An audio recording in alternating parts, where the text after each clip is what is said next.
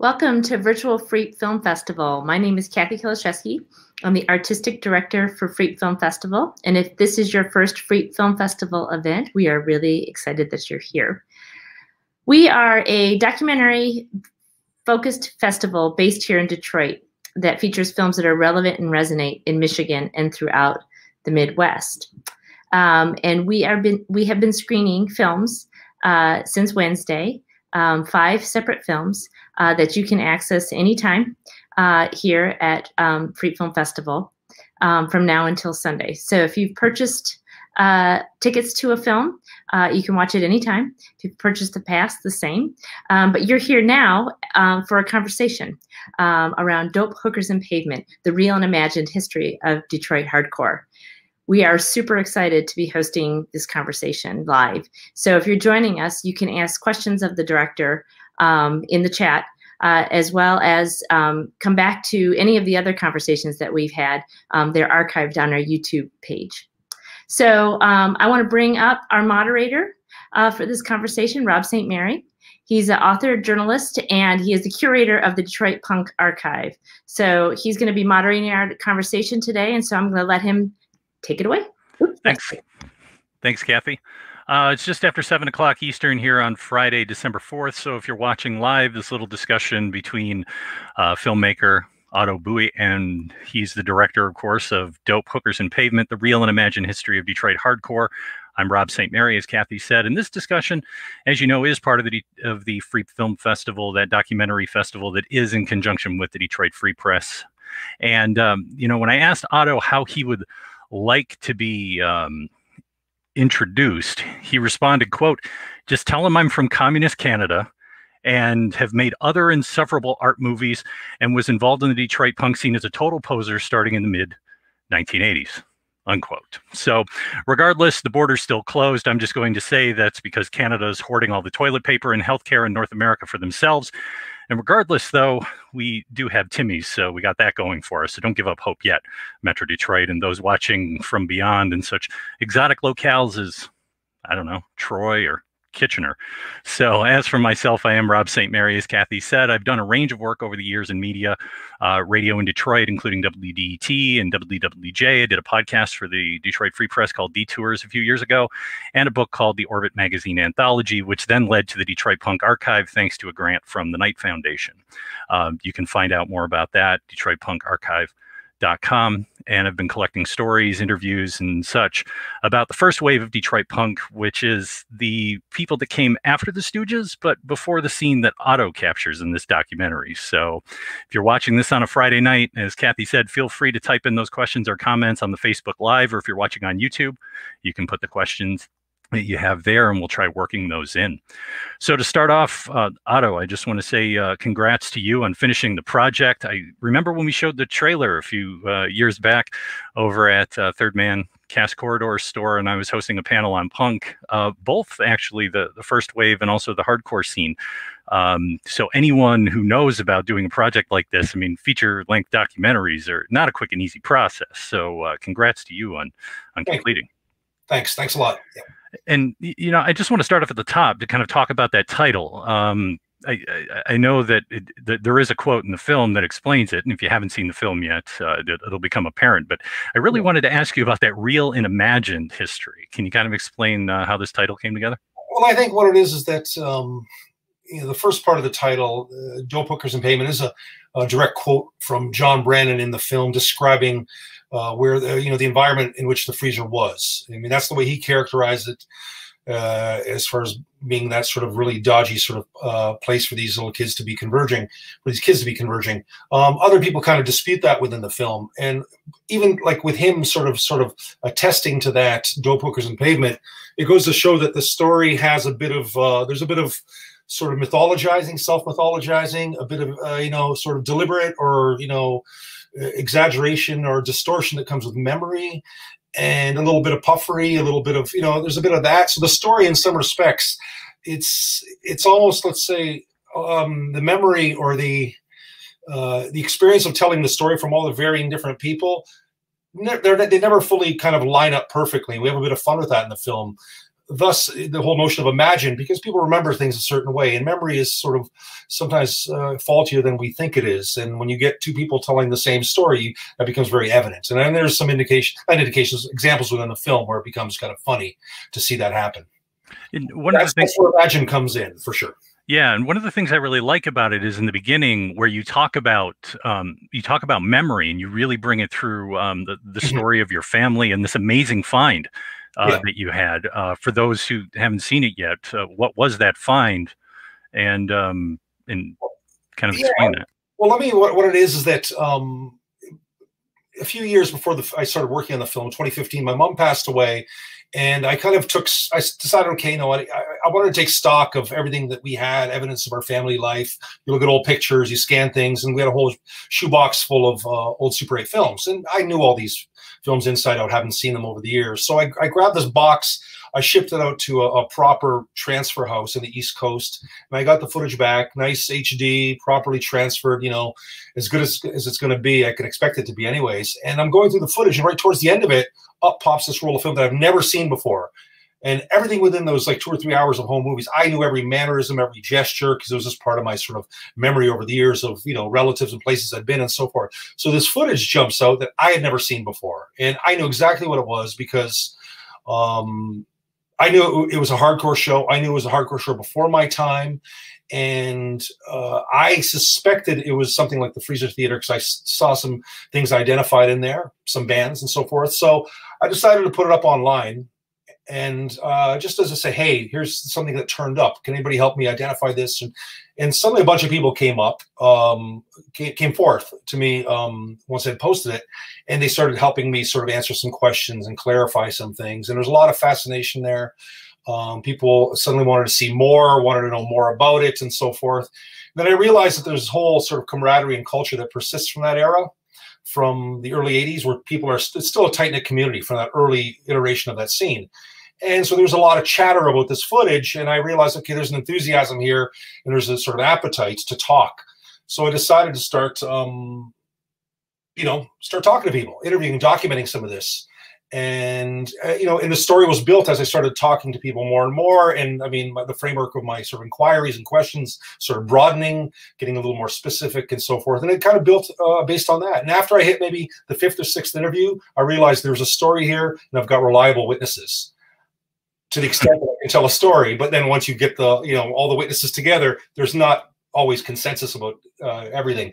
One thing I should add, my brother shot that footage in 1982. My older brother, Dennis, he totally forgot about it. He shot it, put it away. 35 years later, he suddenly realized, oh, yeah, I did shoot that film. And so it was something that was not seen, dormant for 35 years. And apparently, I mean, I can't say this for absolute certainty, but it's the only known motion picture footage of the Freezer. There's a lot of, not a lot, there is some photo evidence, but there is no motion picture evidence of the Freezer. There's evidence of the clubhouse up the street, but not the Freezer. So it's special in that way. So for you, was it that nugget, was it that find that really got you going on this documentary, or had you been sort of thinking, there might be something here before that, or that really was the kick to get you going? I mean, that my upbringing within the hardcore scene, I'm from this, like sort of the second or third sort of rollover of that scene. I started going to shows in 85.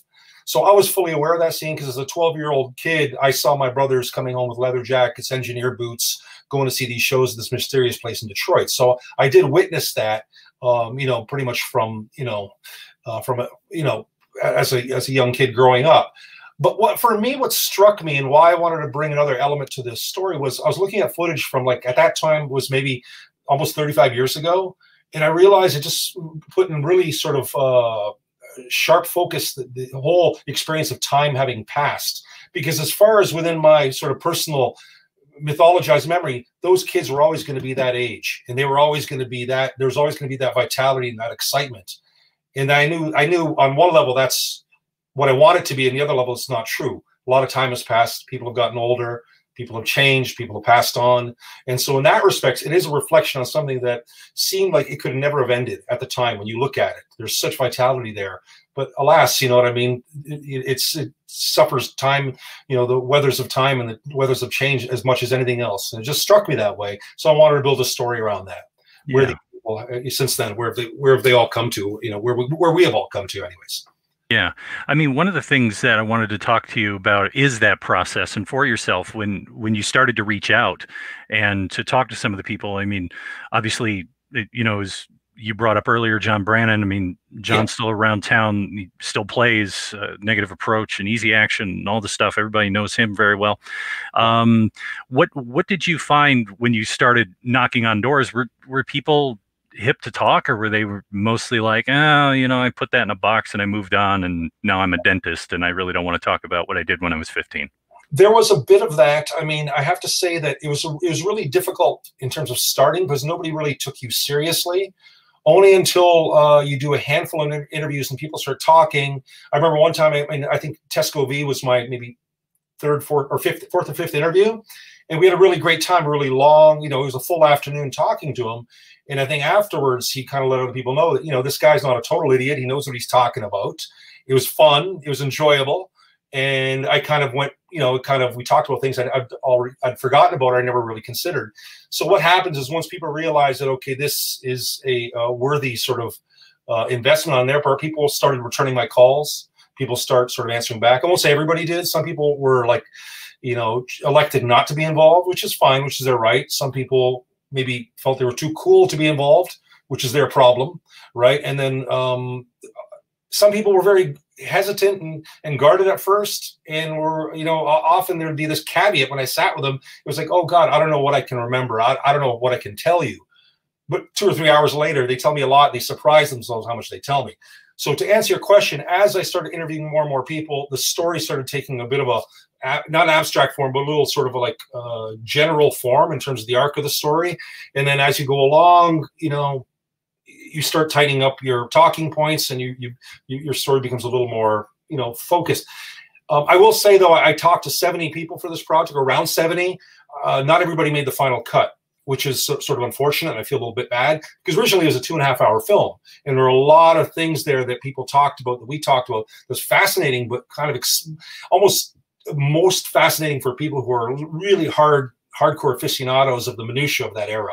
And I realized I had to lose something. So unfortunately, some of that story is lost, but it's still there. And whether I do something with it in the future, I don't know. It's funny to me that you bring that up, because I remember when I first did the Orbit book, and then leading into doing the Detroit Punk Archive. And I think this is interesting for both of us, is that here are two guys who are documenting scenes that they themselves were not part of.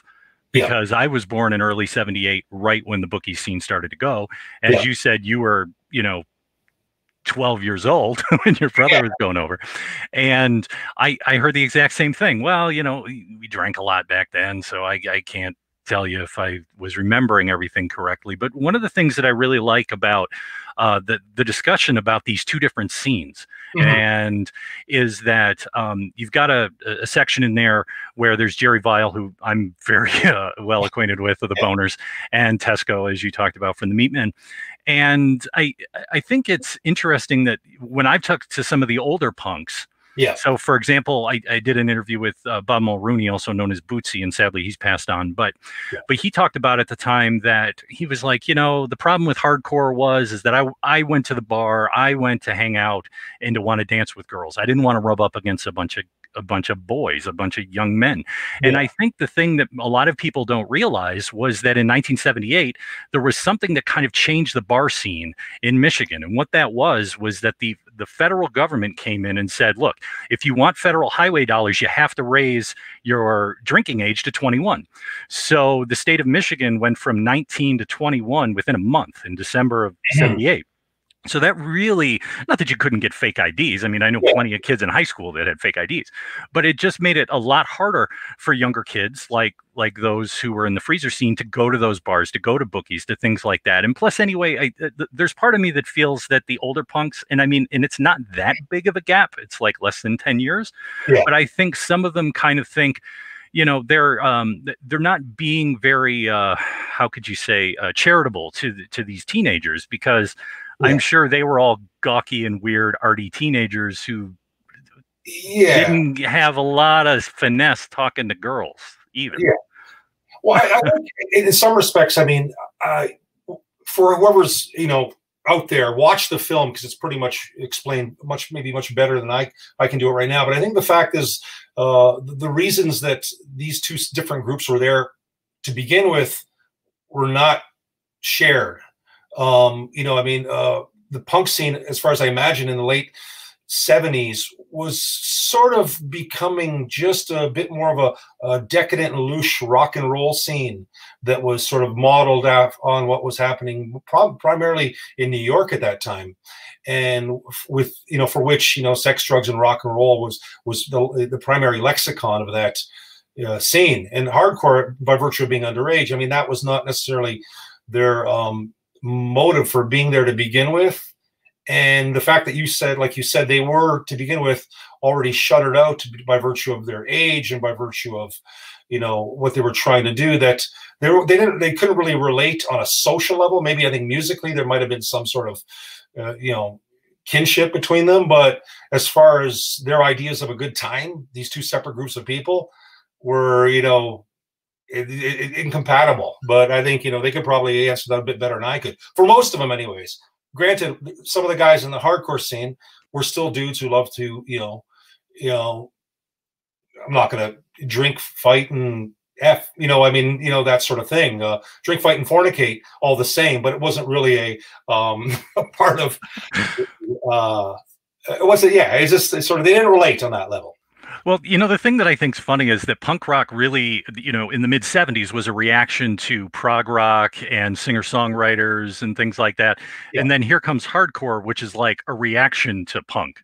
And I think that there's some of those first wave punks that are like, hey, we were supposed to be the change agents. How dare these kids tell us that we're lame? Yeah, but if you think about that, by the late 70s, all of these sort of these punk sort of icons and gods had already started to like sort of diverge from what they were originally doing. The Clash were no longer doing what everybody loved the Clash for. You know, Iggy was doing something very different than, you know, if you know, from the Stooges at that point in time. So there was this sort of they all kind of got a little bit soft and sort of lost as far as a lot of the hardcore kids. And hardcore, I mean, in some respects, and Martin Deck says it perfectly in the film, it was a distillation of, I mean, punk rock's a distillation of rock and roll excess, and then hardcore is a distillation of punk softness at that time, and back to some sort of rudimentary sort of form. So in that respect, it all makes sense. But I always said that with the hardcore kids, though, the minute a kid in a hardcore band learned to play like Joe Perry from Aerosmith, there was no turning back. That's what they were going to do from that point forward. So that was kind of the unfortunate fact of hardcore, that it really had not too many places to grow that easily. But some people did do it very well, granted post-hardcore. So yeah, and the other thing is, I had heard some people talk about hardcore and say that it was also because a lot of the bands started, and there was a couple who were considered hardcore 79 or so, yeah. That it was a reaction to Reagan, that it was a reaction to this, you know, new conservatism that was just starting to be felt in America. Yeah, I would say, I mean, I could say that in some respects. I mean, you know, pop culture at that point in time was getting pretty sort of, you know, kind of self-aware and sort of cautious and so forth. Whether that has to do with the political climate, I'm not too sure. But it got a little uptight. And I think a lot of, you know, hardcore in some respects kind of, you know, sort of just, you know, just those sort of like self-barriers just obliterated them.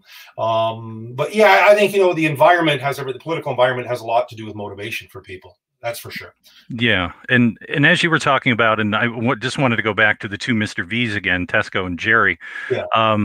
You know, both of these guys represent humor in a very particular way. Yeah.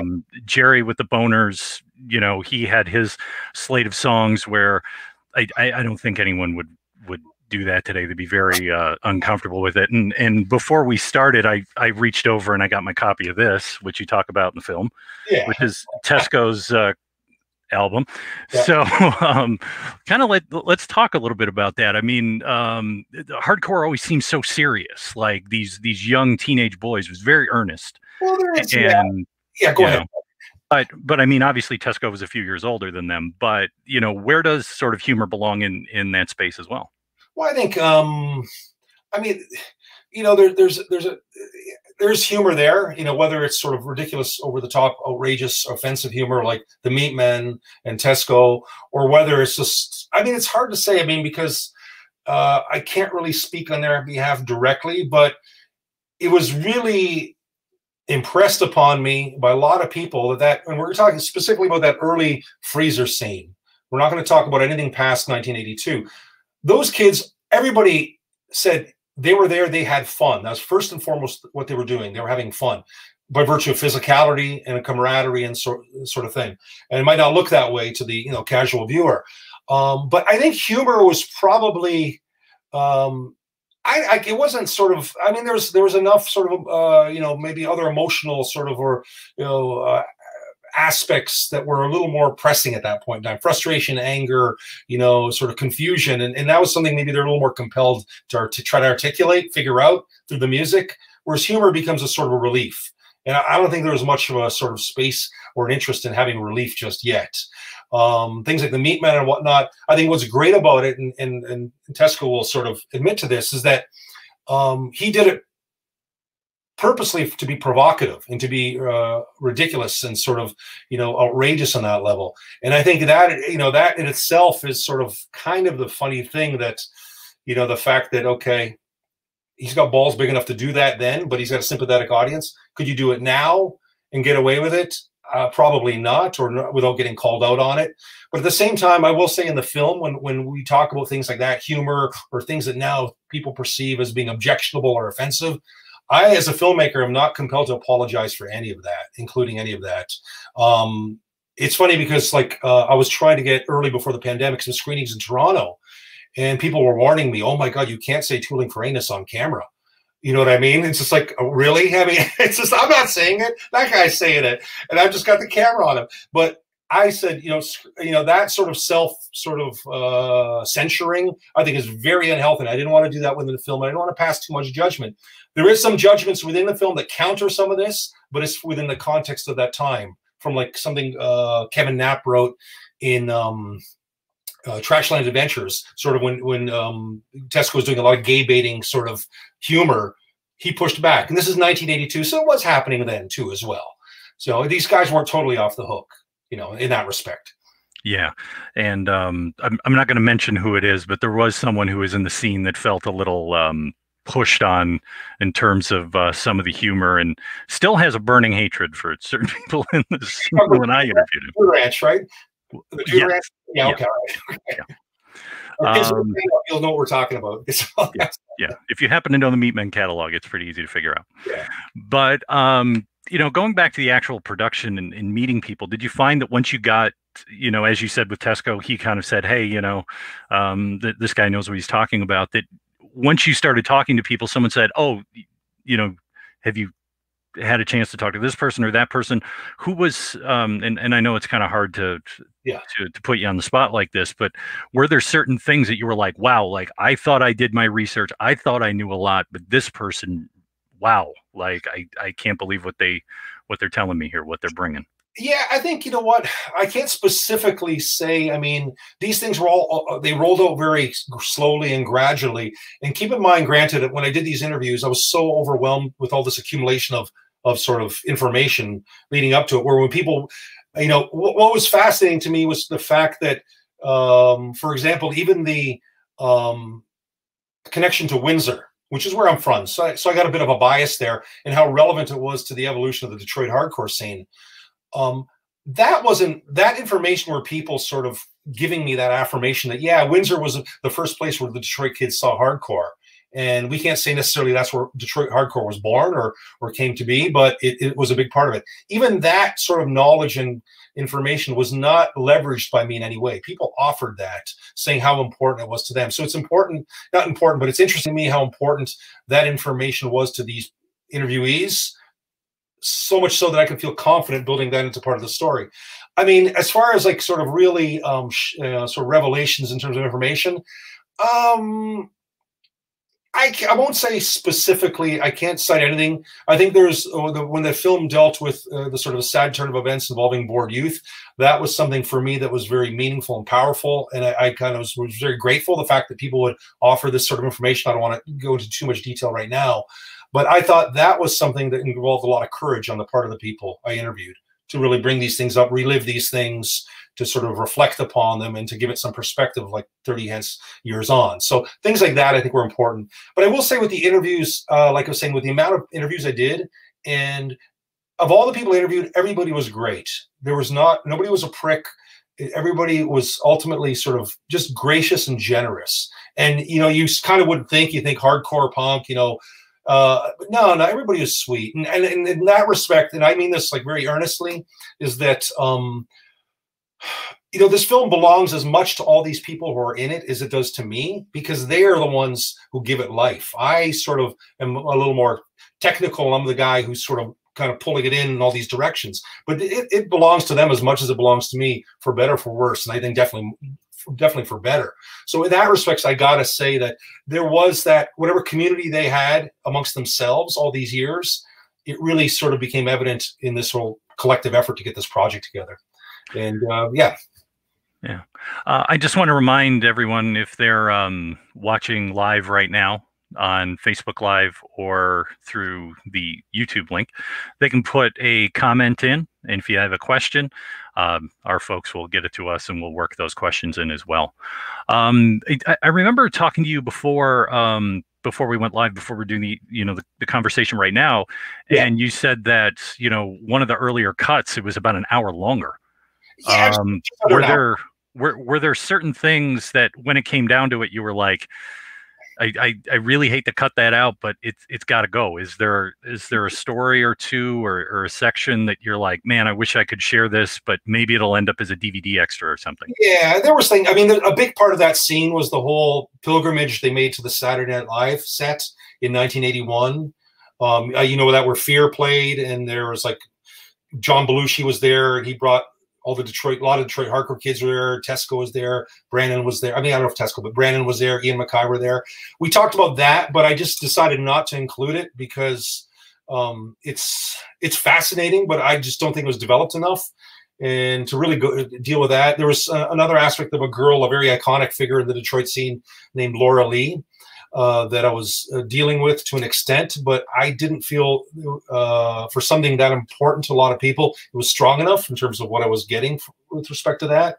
There were some details involving just some certain incidents and certain evolutions. And what really I wanted to do also, what I had to cut, which I really regret, was some of the backstories for some of these people from a human interest standpoint.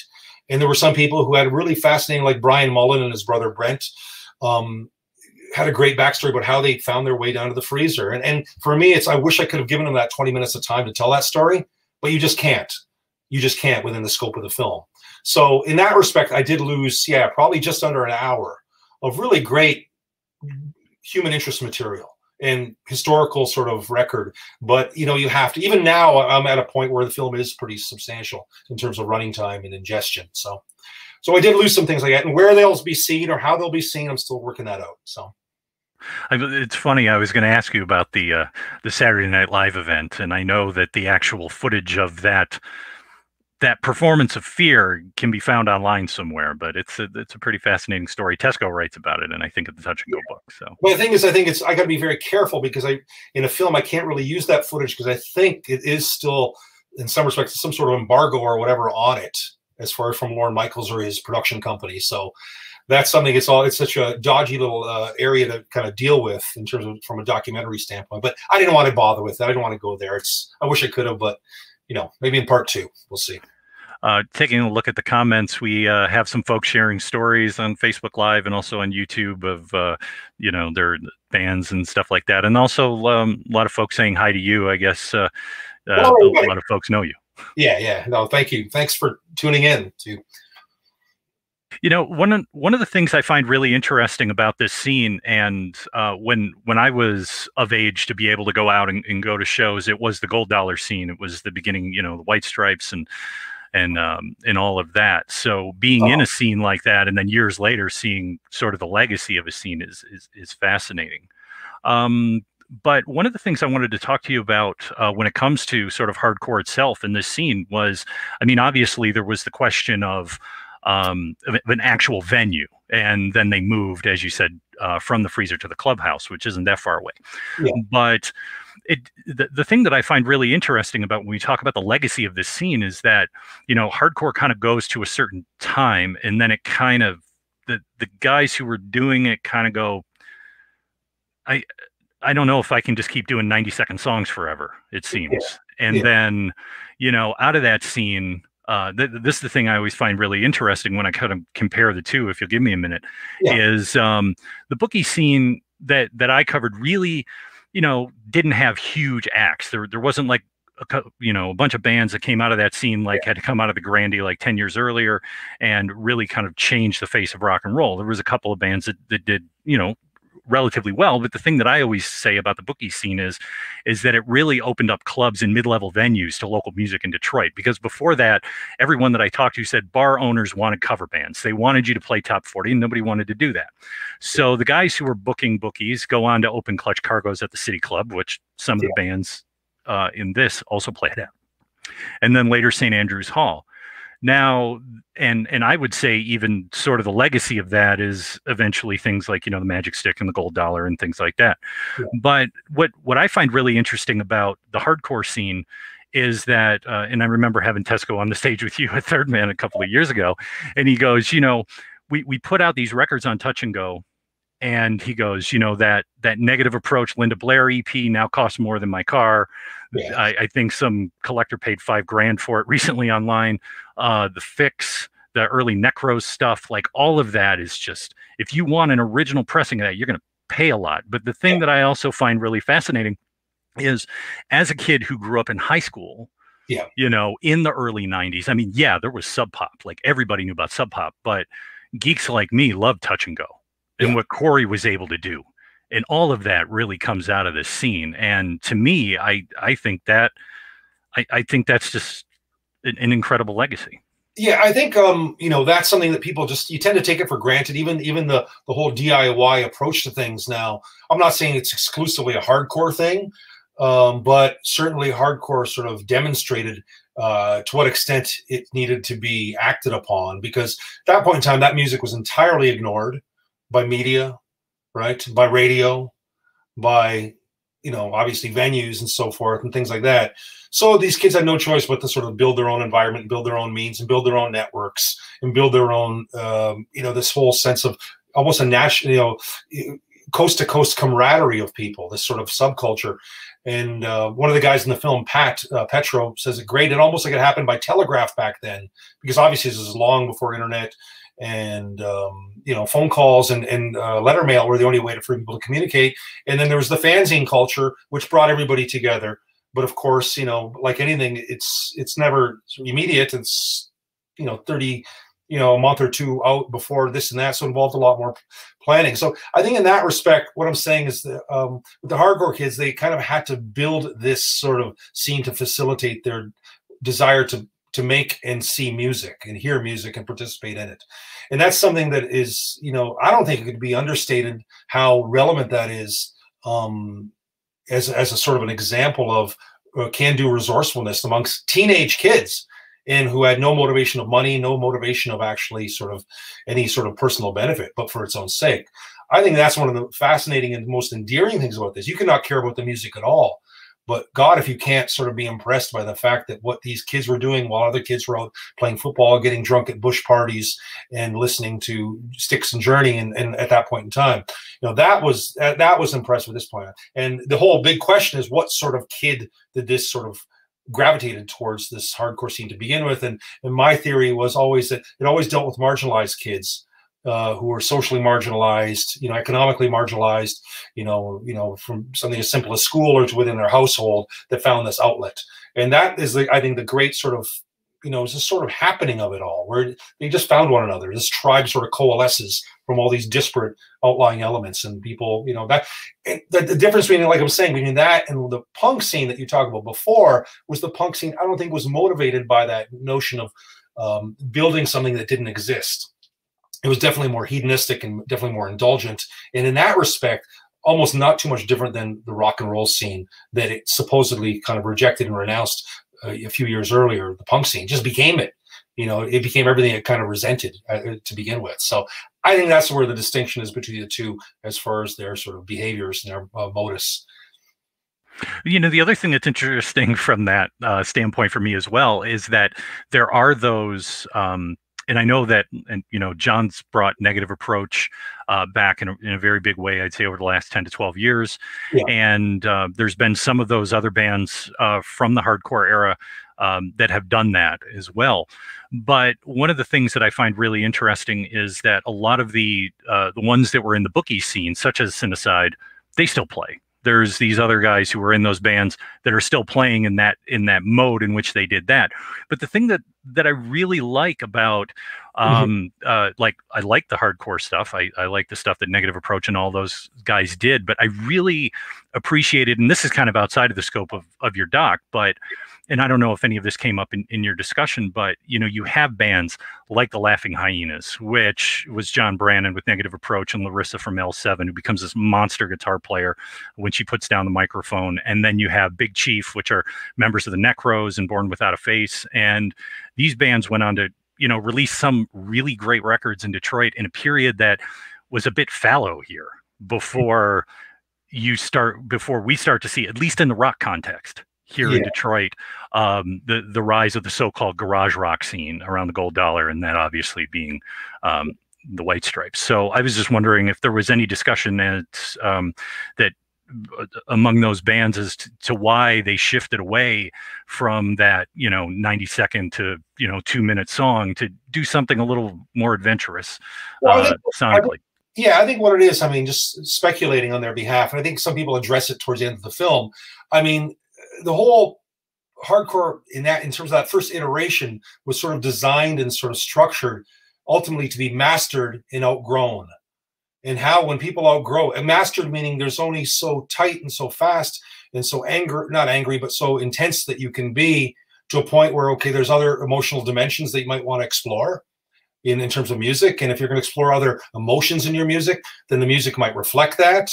You know, there's not much sexuality in hardcore in terms of nobody feels sort of in the mood. Nobody talks about that. Nobody expresses it with their guitar. But there comes a point in time, life, when you do get to that point, when you turn 20, wow, then suddenly you realize, okay, there's other forms of articulation and energies. There's other forms of energy. Some people explored it, you know, more interesting than others post-hardcore. You know, Hyenas were fantastic in terms of their evolution out of hardcore. Were the Necros as fantastic with their evolution out of hardcore? I guess that's all, you know, the jury's out on that. But then other bands, you know, it's just, hardcore is all about a starting point. It's a point of departure. By virtue, it's sort of a coming of age sort of thing that you exercise, you maximize, and you evolve from it. You don't renounce it after you evolve from it, because some people still have that hardcore inspirational energy in what they're doing post-hardcore. You know, Husker Du, Fugazi, Laughing Hyenas, even Sonic Youth, you know, Thurston Moore played in a hardcore band. Well, I can't remember the name, back in the early 80s. Dinosaur Jr., Deep Wound. These guys all came out of a hardcore scene, but they found another language for their motivations. So I think in that respect, it's just, to answer your question, hardcore was by design meant to be abandoned. The sad thing is, and I really don't think, and I started going to see shows in 1985, and at that point in time, the mold had already long since been set. And now what you were doing were people just sort of approaching the same thing in a fairly similar manner, that it became, you know, uninteresting as a listener, as a watcher. Granted, I'm sympathetic, because for these kids who are coming along in 85, 90, 95, 2000, it's their first encounter with hardcore. It's very exciting. But once you've been through it, you really don't want to sort of have to sort of watch someone doing a third or fourth generation of it if it doesn't have an evolution to it. And there have been many samples of evolution to hardcore, like I mentioned earlier. Some of those bands, they all came out of that scene. So yeah, I mean, or even just influenced by it. So for example, when I was in high school, I was listening to a lot of what they would call thrash metal. Yeah. So thrash metal was new wave of, you know, British heavy metal. Yeah. So Iron Maiden meets Negative Approach. Exactly. You know, I mean, for some of these bands, I mean, you think about these bands. whether like we're talking about Slayer or Metallica early on. I mean, Motorhead was as big a part of their thing as Black Flag was, as well as Budgie and whatever other band, you know, Deep Purple. So I think what it is that hardcore, these dudes did pick up some cues from hardcore and took it to another level with their obviously expertise and so forth and whatnot. So I think there is resonance there. There is resonance there. If you want to bring it back to the film, at one point in the film, late in the film, try to bring it to the present day, and I rope in Dave Buick, who ran his record label in the late 90s, Italy Records, put out a lot of important singles by a lot of important bands that I don't need to mention. But he was directly inspired by what Ian and Jeff were doing at Discord and what Corey was doing at Touch and Go in terms of doing your own thing, putting it out on your own terms by your own means. And we see where that went. So I think the influences are direct, superficial, but also sort of long and sort of discreet in terms of where it leaves us out now at 2020. Yeah. I want to go back to the film. We did get a comment through the channels, and I want to thank the folks for leaving that comment. They were talking about the huge connection between hardcore and skateboarding. Yes. And talk a bit about that in there. But kind of talk about that. I think, you know what, I will try to answer like sort of as a surrogate for these guys. Bill Danforth was my first interview, by the way. And I thank him for that. I love him for that because he gave me, you know, a whole afternoon of his time to talk about this. And he was saying how, like, you know what, I mean, skater culture by virtue is sort of drawn to music that is aggressive, that is loud, that is mobile. And I think hardcore was obviously a perfect fit for something that these kids could perform to, as far as from the standpoint of skating. It made sense. I mean, that's the whole thing. Nobody skateboards to REO Speedwagon, you know, right? You skateboard to the Germs, you skateboard to Black Flag, you know, you skateboard to JFA. And so I think that is something that's a natural sort of, there's an energy from one that's sort of articulated on the musically on the other side.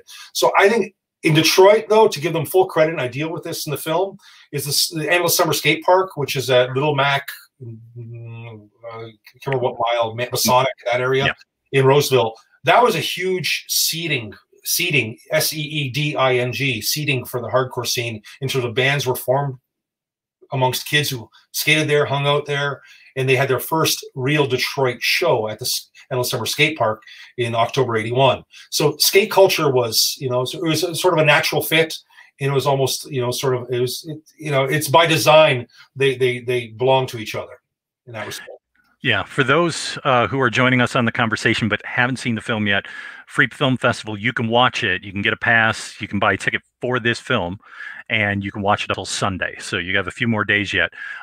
That's only if you're in the Michigan area, correct? It's going to roll out elsewhere. Is that it, Otto? If I could say, January 1, New Year's Day, it's going to be available everywhere. Right now, these screenings are limited to Michigan residents only, and that's for a very good reason. I don't want to talk about it, but it's for a very good reason. But January 1, 2020, it's going to be available on demand online. And it's just go to the website, DetroitHardcoreMovie.com, and it'll take you where you need to go for that. But back to your thing, though, skating was a huge part of it. It was a huge part of that scene. And it brought a lot of the younger kids into it, the 14, 15, 16-year-old kids from the suburbs. And that was a key thing. That built the scene. That was your ballast to the scene in a big way. Yeah. That's great. Well, I'm glad that people don't have to wait too long if they're checking in, because I know some Windsorites who are friends of mine who are like, hey, I want to watch it, but I can't because I'm not in Detroit or in Michigan. So beyond the film itself, I heard there's some rumblings for a soundtrack release. I don't know. Can you talk about this? Well, I think I could talk about it to an extent. I mean, I've been working with Dave and Roe over at Third Man to put out a soundtrack concurrent with the release of the film. Originally, the film was supposed to come out back in April 2020 before the plague hit, and we were all geared up to do everything at that point in time. And then they had the records pressed, ready to go. Like, I don't know exactly where they were with the rest of the package, but I think it's something that they're still planning to do. I wish I could speak a little more definitively about their plans. I think they maybe need to be badgered, and there needs to be some sort of like demand stated for such a thing so that we can get this. Because I think it's great what they're doing, because they've got some songs, some tracks that we all know or people who are fans. There's also some unreleased stuff there that people have not heard before. Allied, some Violent Apathy and other things that have never been released. So in that respect, it is coming soon still. But I think I wish I had something a little more. And I think one thing is about it. I told him in talking about it, I think it has to be a real package, a real piece of something that you hold in your hand, you look at, yeah, as well as listen to. And that's the thing. Maybe they're working at that. So we'll see. We'll see when that comes out for sure. Well, the way to find out both about the film, the soundtrack, everything that's going on. You did talk about the website. Can you give that again? And then are you on social media for this film? Is there anywhere people can follow, or they just check the website? I'm personally not on social media, and it's a sort of, I prefer not to. I mean, to my deficit, of course. But the website is Detroit Hardcore Movie, all one word, .com. DetroitHardcoreMovie.com. And everything you need to know, everything you need to click on to take you someplace else is going to be there. And I think, January 1, that's the thing, because there's a lot of demand. I mean, people from all around email me, when can I see this?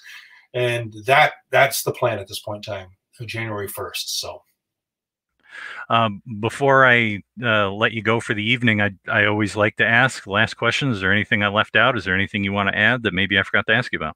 I think one thing is we didn't talk about, which I think is kind of an important point of discussion, is where does all this fit into the history of Detroit rock and roll? Because Detroit rock and roll it's very, in some ways, there's a lot of sacred cows. There's like an official history for Detroit rock and roll. Certain points of that are considered as being significant, culturally significant. You talk about the Grandy Ballroom, but why can't you talk about the Freezer? Or up until this point, why not? Is it a matter of scale? The Who played at the Grandy, but hey, the Misfits played at the Freezer. You know what I mean? It's one of the, why is there not some attempt at not even necessarily equivalence, but of inclusion or consideration? That I think is a big fault, because I think in terms of like the history of Detroit pop music, not even rock and roll, if you want to go down to like the 50s, then Motown thereafter, it's already sanctioned and it's already sort of almost locked in. It's already turned into a museum display. And I think things like this Detroit hardcore scene, it might not be a thick chapter, but it's kind of an exciting chapter and very meaningful from the point in time of when it happened. That I think is a big point that's not really discussed. Maybe there is no discussion there. Maybe I'm entirely wrong. But no, I don't think you're wrong, because I think, I mean, for me, the Misfits are just as relevant, or Minor Threat. Yeah. Why MC5 and why not Negative Approach, right? Or why not? That's why not. I mean, that sort of thing is something that I find, whether there's a discourse there or not. Not to be academic about it or anything, but that was part of the reason I did the film, because as a sort of growing up in that scene in the 80s and being a fan and always having it dear to my heart, I thought it was something that would establish it as having not just happened, but kind of on some level relevant and important and taken deeply for granted. And that's something, and there's no evidence of it anymore. That's the other problem. I mean, the music the bands are not there in the same way. The venues aren't there in the same way. The fanzines aren't accessible in the same way. So in that respect, I think that's something I didn't really talk about it much in the film, but I think that is something that's worth talking about. Like, how important is this? Or is it just a footnote? Or is it just sort of a, that's at the start of the film when I talked to some of these people, it was symptomatic of a lot of interviews. A lot of people at first, when they first started talking about this, were very dismissive of it. And these are people who were invested in it at the time. Oh, it's not important. It's important for us, but who cares? Right? Well, Thurston Moore cares, and Brendan Benson cares, and I'm sure a lot of other people care. You know what I mean? Because it is part of their formative years, and it's part of Detroit's formative cultural history, underground history, granted. But hey, it all started on the neighborhoods on that very small level, and I think a lot of music does start that way. And this is a line that I've used many times, and is that there seems to be a thing in this town, not always, but sometimes, that we don't appreciate what we have until someone with an accent tells us it has value. And it's like, I've seen it over and over again, where there's certain bands or there's certain artists or certain people doing things, but it takes a guy in the UK, someone from France, even New York, to tell you that it has value. I think that because, and I'm going to paraphrase a line from Don Was has been interviewed before, and he says, look, it doesn't matter what you do in Detroit. You can't roll around in a limo, and people would just laugh at you. You know, it's like, we're all in this together here. This is a factory town, and nobody is better than anyone else in that way. So there's this egalitarian attitude, which is, I think, good about Detroit. But I think at the same time, it has a tendency to flatten everything until someone comes around and says, you know, that thing there, that, wow, you know, because we didn't have that. That's amazing. Yeah. And there's a lot of, it's almost like these secret little histories are actually have to stop being so secret. And I think that's the important thing. And you take it for what it's worth individually for yourself. If it excites you and it fascinates you and inspires you, super, wonderful. If not, it still happened and it was still there. And that's the thing that's important to remember.